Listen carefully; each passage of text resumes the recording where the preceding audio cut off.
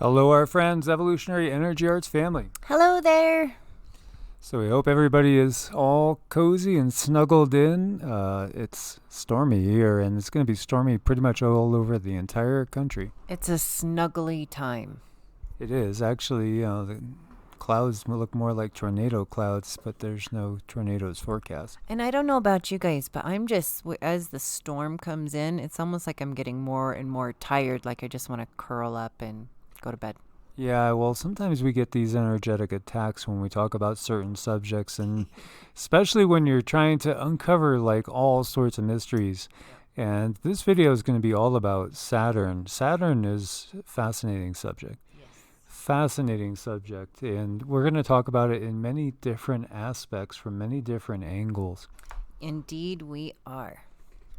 So you see here the ringmakers of Saturn, 2,000-mile long UFO photographed by NASA. Yeah, this is interesting stuff. And you have Dr. Norman Berggren, a former NASA research scientist, published an astounding book called The Ringmakers of Saturn, which revealed photos taken of Saturn's rings from the Voyager 1 flight in 1980. Voyager 1 was sent to the rings of Saturn to investigate some strange anomalies that had been witnessed through their observation from Earth, and NASA couldn't believe what they found in the images that were sent back. Berggren, who worked with NASA's Ames Research Center in Moffett Field, California, has won prestigious awards, which include the California Society of Professional Engineers, Archimedes Engineering Achievement Award. Aside from his involvement with NASA, he also worked on high-profile, top-secret aerospace projects for Lockheed Martin. So, he seems like an insider. Being privy to top-secret documents during his time there came at a cost, as he himself explained in a Project Camelot interview. I had to sign my life away for 30 years. He also intimated that there was a limit to what he can say even now, and revealed that his life would be in serious danger should he say too much. With exclusive access to the raw NASA photographs that had been sent back from Voyager 1 in 1980, he saw firsthand what the general public was not allowed to see, making him the first legitimate verified member of the scientific community to discover cylindrical vehicles. Those cylinders, those cigar-shaped UFOs, which, when I see those, you know who I think of. I know who you think of. Yep, me too. Yeah, those are the DRACO. Yeah, I'm scared to even say it. Very much so, yes, it is. Well, we didn't say it. We spelled it. Yay. But AI is probably smart enough to spell. It's getting there.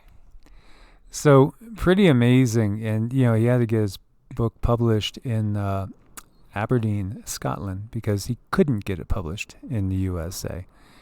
So one of the photographs in his books of an artificially constructed object in the A-ring of Saturn that he calls an electromagnetic vehicle. It was an astonishing 2,000-mile long. That's 1/4 the diameter of the Earth. 2,000 miles. That's huge. And over 450 miles in diameter. That's over twice the length of Great Britain. This is a big ship. What kind of high technology must it take to build an object of that size? Well, how big are the people that are building it, too? That's the question. There are stars out there that we could fit thousands of our suns inside. I know. So it's just, the more you look into this, the smaller one feels. It's all relative. And, all over the place, you see these things. Enki division. Isn't that curious how they always name these things? Hints. So he said, I don't know who built it, but what I found out is these things inhabit Saturn. That's where I first discovered them. And they're proliferating. They're now in Uranus and Jupiter. Wherever you see some rings now, I call it the Ringmaker. Describing what he could see in the anomalous Voyager 1 images, he explained, I could be looking down on the rings. I could see parallel lines crossing all the rings at once. That's about as long as you can go. I could tell that those lines demarked the outside of an object. He explained why he was seeing what he was seeing was an electromagnetic vehicle. I say it's electromagnetic vehicle because I can identify streamlined patterns with respect to it that I knew were what we call potential lines, and that says it's electrical. Bergrun thought it could be possible that these craft were actually making the rings, hence the book's title. But other scholars have raised the possibility they could be mining the precious metals and nutrients that make up the rings. Either way, what an incredible discovery. Another one that appears to have been left out of the public domain. These are, it's just fascinating, to see this. There have been changes noted in the rings as well. There's something about Saturn. There really, really is something about Saturn that feels so unusual. And these are some blow-ups. As you can see, there's that line there, that the infrared photograph of one of the gigantic cylinders. Yeah, if the day of the Lord, quote unquote, is the day that these beings come back and step foot on Earth in a physical sense, well, I could see why, the whole Earth will shake and tremble. Oh, it will be one terrible day indeed if that's the Lord. Right. And these are the Enki rings. As you see, this is a page from the book as well. I'll have all the links for you guys. Saturn is just fascinating in so many different ways, and there is one of those cylinders out there by a ring, if you could see. Very, very interesting. We've seen them before. There's been so many reportings of cylindrical UFO like that. And again, Oumuamua was kind of like that too, when you get down to it. And when Cindy remote viewed it, she saw reptilian hybrids inside it. They were not good beings. No, they were not nice, their intentions. They were on a mission for sure. And we're also looking at, it right away makes me think of the Star of David, the six-pointed star. It's another fascinating thing. Is it just truly a storm, quote unquote, that happens to make these straight lines? I thought straight lines weren't found in nature. I wouldn't think so, but there you go. It's right there. There is something to Saturn. Saturn's day. Saturday is Saturn's day. It's also the Sabbath day. Yes, indeed. Now, there's been a ton of conjecture done equating Saturn with Satan, Satyr, Baal, even with Moloch, which, Cindy calls Malachi. Malachi is very nasty. Yeah, so, this is a fascinating topic as we see the six-pointed star, which right away makes me think Merkaba, but there could be multiple meanings going on here because, it also does relate to Saturn as we look at that hexagon on Saturn. And then also Kronos has been equated with Saturn as well. And we're going to talk about Saturn and Vedic astrology a little bit later as we get down in here as one of the titans. Again, every planet, every star is a being. Yes. These are conscious entities. Well, sometimes too in astrology, if we have a bad placement too, it does help to pray to that planet. And it may answer. Yes. So another thing that's associated with the with Saturn is the black cube, which again you could see the religious implications here as we look at Mecca, the cube at Mecca, and this is obviously a holy place for Islam, which does come out of the Judeo-Christian tradition. And, of course, the holy day for Jewish people is Saturday, which is Satan's day, which is the Sabbath. There you go. And there's just all these things that continue to tie it together over and over and over, layers of information. So, yeah, two of the prime ancient symbols for Saturn are the six-pointed star, the hexagram, and the cube, especially the black cube. These can also be related to frequencies. Again, everything is related to frequencies. Everything, as Tesla said, everything's about energy, vibration, and frequency. So, what are we talking about when we're talking about Saturnian energy? It's in Vedic astrology, as we'll be heading into that, it's not necessarily, so benevolent and positive, Now, it's also fascinating, like with Moses. When Moses went and got the Ten Commandments, he came back and he had horns. And there'll be people that say, well, that's light just emanating from him, like from his light body. They're not near any chakras, though, because the chakras are what emanate light. Now, Saturn, again, has been associated with satyrs. And when we see the horns coming off of Moses, and again, the Jewish holy day, the Sabbath is Saturday, Saturn's day. It all kind of goes together. It's very curious, to say the least, as we see a satyr. It raises a lot of questions. And as we said, this has all been connected also with Moloch. And then we have the elite. There's photos of President Reagan over at Bohemian Grove, President Carter over there.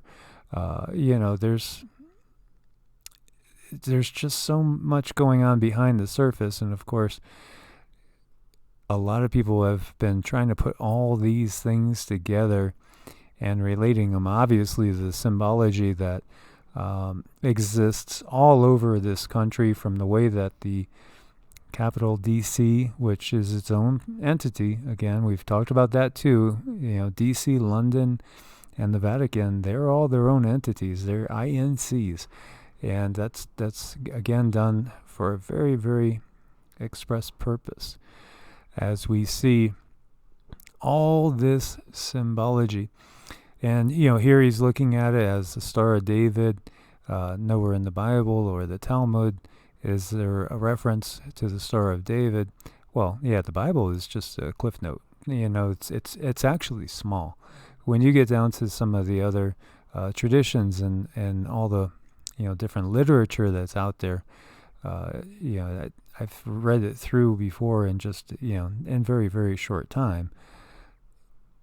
Now, the Bible does make reference to a star of Remphan, belongs to Moloch, which he's equating to Satan.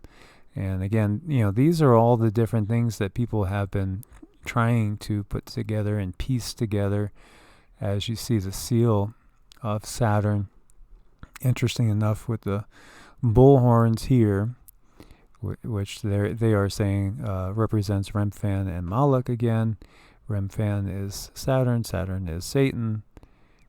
And, again, obviously there was some horrible things that were done back in history as far as that goes.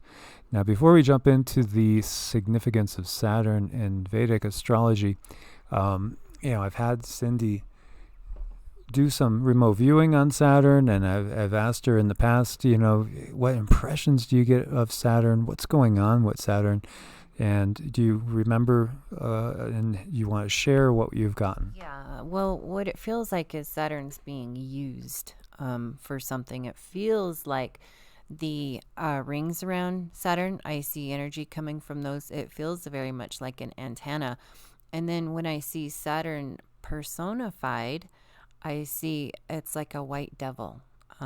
It's a very unhappy, cranky being. So Saturn feels very held back. Yeah, I remember you saying that you feel like, or maybe it was my impression that was running by you, that the rings are created in some way as almost like a cage or an entrapment of Saturn's energies.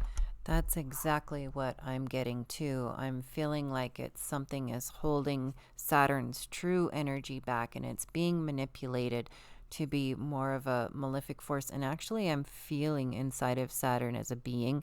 It's very sad and frustrated. Well, the other things that's fascinating is in the golden age, there are, these myths of Saturn being the sun of the golden age. That Saturn was a sun, and the sun that presided over the golden age. That's really interesting in and of itself as well. Well, it makes sense to me, because Saturn wouldn't be so sad if it didn't know any other way. So apparently there was a kind of a freedom there for Saturn, with Saturn, and now that's being repressed, which is just totally not fair. think about it. If you have ships, 1/4 the diameter of the Earth, and the technology that's out there, could they change something the size of Saturn, a planet the size of Saturn? Could they even perhaps put out a star, so to speak? Oh, they sure could. They could do a lot of things. Very, very fascinating to think about. So, yeah, it was interesting when I asked you to describe this being. It really was just like, it looked very much like Moses when he got the Ten Commandments and he had his horns. He looked very much kind of like a satyr, right? I think I did ask you to look at the entire being and look at even the legs and all. Well, yeah, it's like two-legged. The feet don't look quite like human feet. The feet are different. It's almost like they're just boxy and strange, maybe even clawed. So he's a very unique being. Fascinating, and Velikovsky too had talked about worlds in collision and things getting shuffled. Why does Venus go the opposite direction? The thought that maybe Venus was a captured comet, but then there's also the thought that maybe Venus and the Earth, they're almost identical size. Maybe the sun that we have now wasn't the original sun that both of these planets were around. As we talked about, like the Kardashev scale, which is a scale of, technology really, as a group of beings on a planet progress and learn how to first harness the energy, all the energy of the planet, then they learn how to harness all the energy of the sun, then even of a galaxy, even to the point where maybe they could even move solar systems, rearrange solar systems and things like that. That sounds incredible, but not if can you imagine, if we were like 1,000,000 years in the future and humans didn't kill themselves and go into extinction, the type of technology we would have as technology increases. And of course, the technology that we have now is, way above everything that they're letting us know about. Right. And just even look at I don't even want to say the word. It starts with a V, this place. And it has a Dyson sphere thing in the front yard. I mean, come on. Where does that come from? What is it saying? Yeah, exactly. That's really pretty wild. Now, another thing that you really weren't familiar with, but that you came up with that I thought corroborated some stuff that came from the law of one, is we were talking about like intelligences that are there on Saturn. There's definitely intelligences there, but I feel they're restrained. They're not able to be free. It's, again, very restricted, and this energy emanates from the whole planet, from the core to the external. And it does feel like at some point there is going to be the ability for these beings to break free, but they're very suppressed, very held back, and it's just such a wrong environment. It's such a slave-like environment there. It's just wrong. Well, yeah, the law of one, a lot of you guys are really familiar with it. Some of you out there, this is your Bible as opposed to the Bible. And of course, we need to look at all different sources and also, of course, look within. Going within is going to be the ultimate judge, that knowing. So in the law of one, there's a lot of interesting things that come out about Saturn. Such as the Council of Saturn. There is a council on Saturn that kind of governs the solar system according to the law of one. Right, and it just feels repressive. It feels like people cannot be who they want to be. They have to follow certain rules. Well, of course, the bad guys in the law of one is the Orion group. And the Orion group is what we have been referencing as the Draco. Along with, now again, Anunnaki is just, those from who the heavens came. There's many different races amongst the quote-unquote Anunnaki. But what we're talking about is mostly reptilian and some reptilian hybrids. And the Draco, again, overshadow people. And basically it's possession, and like we talked about, we're changing names to protect ourselves. So instead of using the P word, PRES, it didn't, right? We're going to just say Mr. B, for instance, in the last video, and you could see the eyes and the changing. And there's a lot of those, snapshots that have been taken. But it's fascinating because in the Law of One also it says the planet known as Saturn has a great affinity for the infinite intelligence, and thus it has been dwelled upon in its magnetic fields of time-space by those who wish to protect your system. So again, saying it's basically benevolent, but if you have these massive ships making these rings to encapsulate or change frequency, again, this is a big war, and I know a lot of people still have a hard time grasping the fact that, there are certain human powers that appear to be very negative, but at the very top of the food chain, it's not human. It's non-human, and as the Bible says, powers, principalities, and, if it would have just said, if they had the concept of saying, well, actually what it is there's beings from other dimensions and other densities that are manipulating your reality and controlling.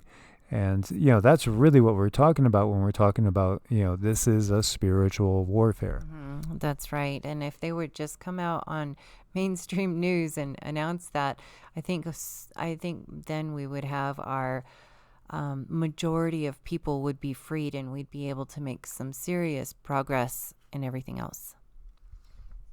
Yeah, so it's fascinating that this council of Saturn, which is basically a benevolent controlling group, is there on Saturn. And again, it's just so much to look at when it comes to Saturn. It's just fascinating. So as far as Vedic astrology goes, tell us about Saturn and its influences, and what does it stand for? What is its energies? How does it affect us? Well, Saturn is, when you look at it, it's our boundaries. It's our restriction, our discipline, its structure, its order, its obstacles, its delay, its separation. So a lot of people would also look at Saturn as a malefic kind of force in a chart, but depending on where it's placed, do those forces come in and help you or hurt you? So I think one of my favorite places for Saturn would be in the 6th house, because I've run across enough people who've had this placement, and they tell me it's so accurate, where they may have been in a major accident, but something either slowed down or slowed the progress of this accident, and they got out with just barely a nick or barely a scrape when they should never have walked away from that.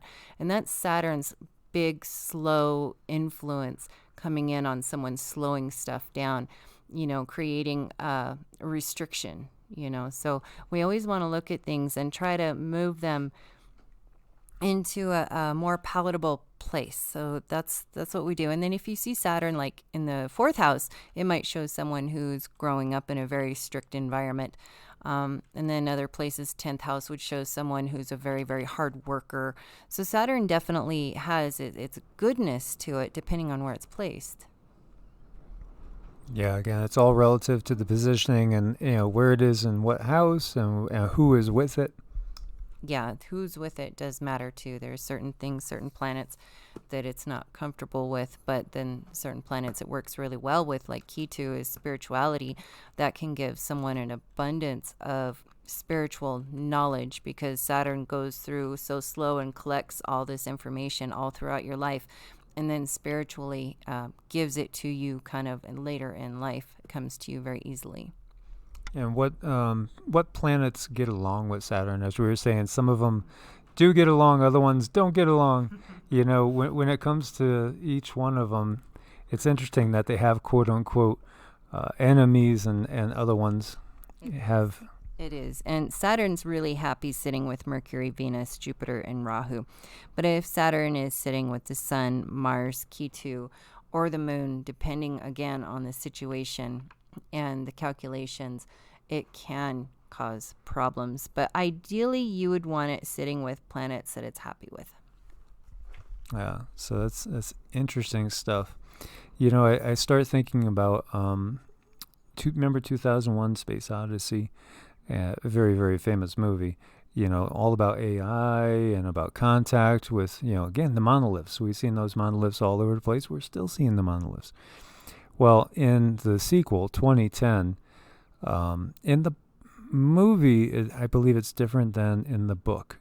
If I remember right, in the book, Saturn becomes a new sun, and then the moons become new worlds. In the book, in the movie, it's Jupiter that transforms, and when it does transform and becomes a second sun, a new star, right? The Earthlings name it Lucifer. Isn't that curious? Now, this is an insider again. When you're talking about,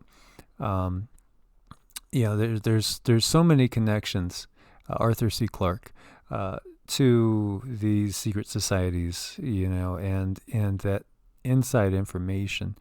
I remember also they talk about Europa and saying, all these worlds are yours, just don't go on Europa. And Europa is the one with all the water. And it's not, right now it's trapped under ice.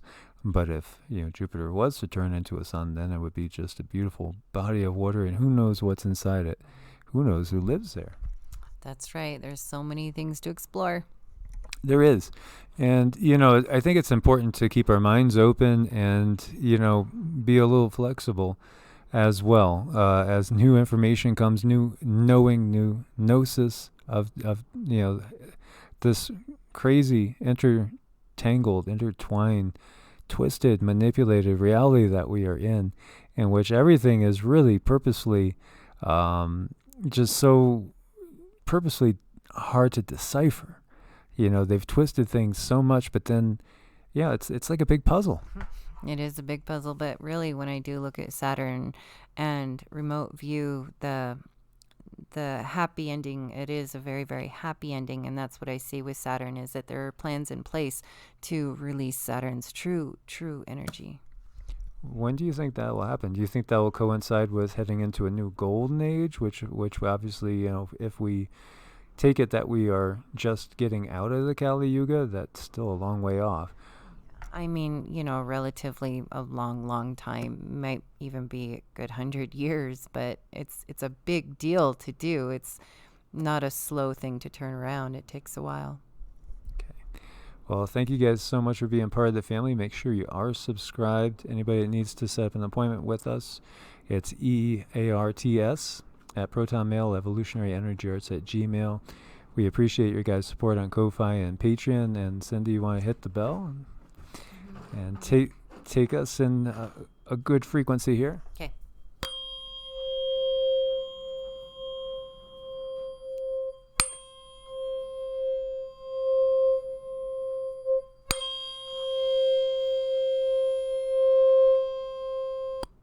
God bless and namaste. God bless and namaste.